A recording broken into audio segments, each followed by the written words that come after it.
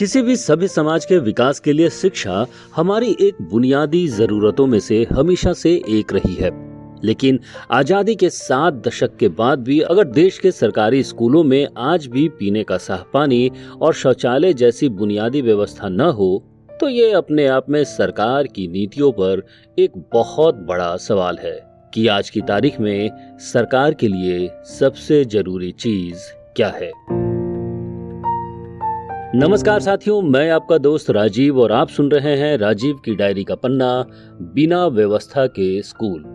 दोस्तों, देश के हर रिपोर्ट में, चाहे वो सरकारी हो या गैर सरकारी, उसमें शिक्षा को सुधारने की बात हमेशा से कही जा रही है। पिछले कई सालों से भी सभी सरकारों की प्राथमिकता में बुनियादी शिक्षा को सुधारना मुख्य मकसद रहा है। ये अलग बात है कि चुनाव में वे डमरू बजाकर ये बात बोलते हैं और हम बंदर की तरह नाचकर मदारी की सभी बातों पर यकीन कर लेते हैं।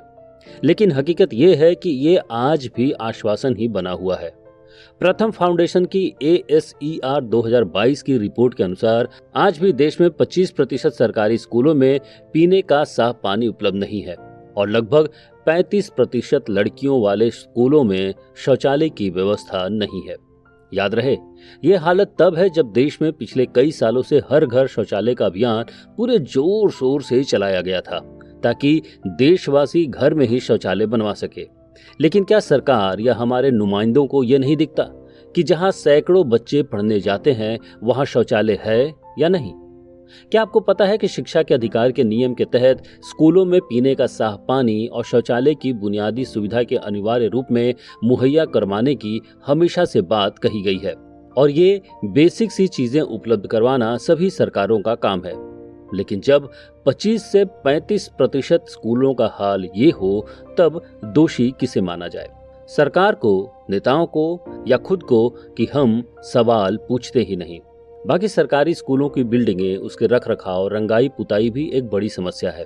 आए दिन हमें ऐसे खबरें सुनने को और देखने को मिलती हैं कि फलाने जगह सरकारी स्कूल की छत गिर गई या स्कूल की दीवार ढह गई। यहाँ तक कि आजकल स्कूल के क्षेत्र में लोग पशु भी बांधने लगे हैं। अभी ऐसी ही खबर दैनिक भास्कर के रांची संस्करण में छपी। रांची के हरमू इलाके में जहां कुछ लोग वर्षों से अपने दुधारू पशु को स्कूल से सटे दीवार में बांध रहे हैं और प्रशासन इस बात पर मौन है। और ये हाल है झारखंड की राजधानी रांची के एक सरकारी स्कूल का। बाकी गांव का हाल तो छोड़ ही दीजिए। मीडिया रिपोर्ट्स के अनुसार मध्य प्रदेश राज्य के शिक्षा मंत्री इंदर सिंह परमार ने मार्च 2023 में विधानसभा में बताया कि मध्य प्रदेश के सरकारी स्कूलों में बुनियादी सुविधाओं की भारी कमी है। सुविधाओं के अभाव में बच्चे पढ़ाई करने को मजबूर हैं। हजारों सरकारी प्राइमरी और मिडिल स्कूलों में छात्राओं के लिए शौचालय तक की व्यवस्था नहीं है। वहीं कई विद्यालय ऐसे हैं जिनमें अभी तक 4 दीवारी भी नहीं बनी है। आज तक न्यूज चैनल के 18 अगस्त 2023 की रिपोर्ट के अनुसार यूपी के गौतम बुद्ध नगर के दादरी के गढ़ी गांव के सरकारी प्राइमरी स्कूल में एक कमरे में 1ली से 5वीं तक की क्लास चलती है ना आश्चर्यजनक बात। और बड़ी बात यह है कि इस एक कमरे के स्कूल में कोई भी टॉयलेट नहीं है।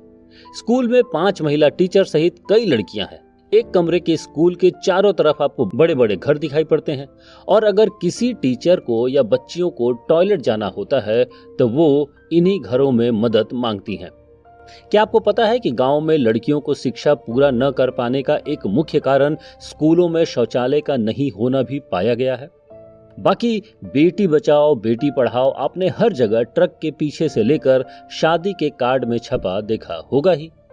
सच ये भी है कि अभी भी 2023 में हम सरकारी स्कूलों में शौचालय के लिए जमीन नहीं खोज पा रहे हैं।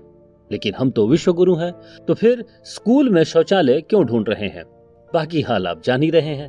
तब तक आप हमें बताइए कि आपके गांव या क्षेत्र के सरकारी स्कूलों में शौचालय और पानी की व्यवस्था कैसी है? वहां के स्कूलों में कितने शिक्षक और शिक्षिका पढ़ाने आते हैं? साथ ही शिक्षा के मसले पर आपको किससे सवाल पूछना चाहिए और इसे कैसे बेहतर बनाया जा सकता है ताकि हमारे देश का भविष्य आगे बढ़े?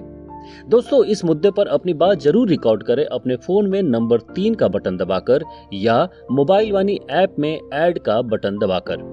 दोस्तों, अपने बच्चों के और देश के भविष्य के लिए हमें देश की शिक्षा पर बोलना ही होगा और अपने जन प्रतिनिधियों से सवाल पूछने ही होंगे, क्योंकि ग्रामवाणी विश्वास करती है कि बोलेंगे तो बदलेगा।